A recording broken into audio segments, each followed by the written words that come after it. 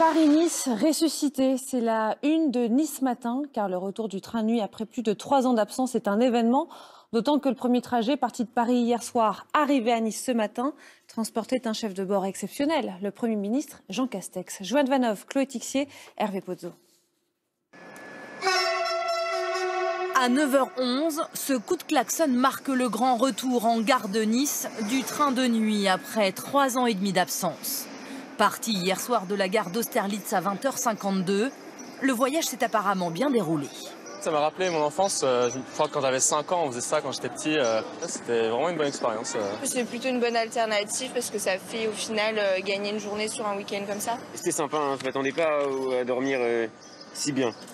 Pour inaugurer cette ligne emblématique, le Premier ministre était du voyage et il a même pris le micro à la place du chef de bord. Je vous souhaite la bienvenue à bord du train Intercité de nuit numéro 5773 à destination de Nice-Ville. Longue vie au Paris-Nice et bon voyage à toutes et à tous. Les voyageurs découvrent leur couchette et s'installent pour la nuit. C'est vieillot, on avait lu sur internet que c'était pas les nouveaux trains, donc on n'a pas de chance.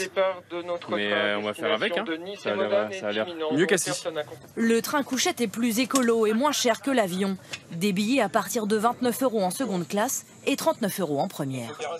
Donc 2-3 fois moins cher qu'un billet TGV qui ferait le même aller en 3h30, 4h. Ouais, puis quand on travaille la semaine, c'est pratique aussi.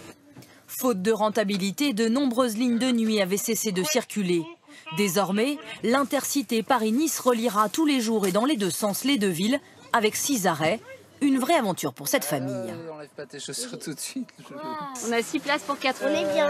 Bah voilà, ils sont bien. Enfin, à mon avis, pour des enfants, c'est idéal. Aujourd'hui, en France, 5 trains de nuit circulent.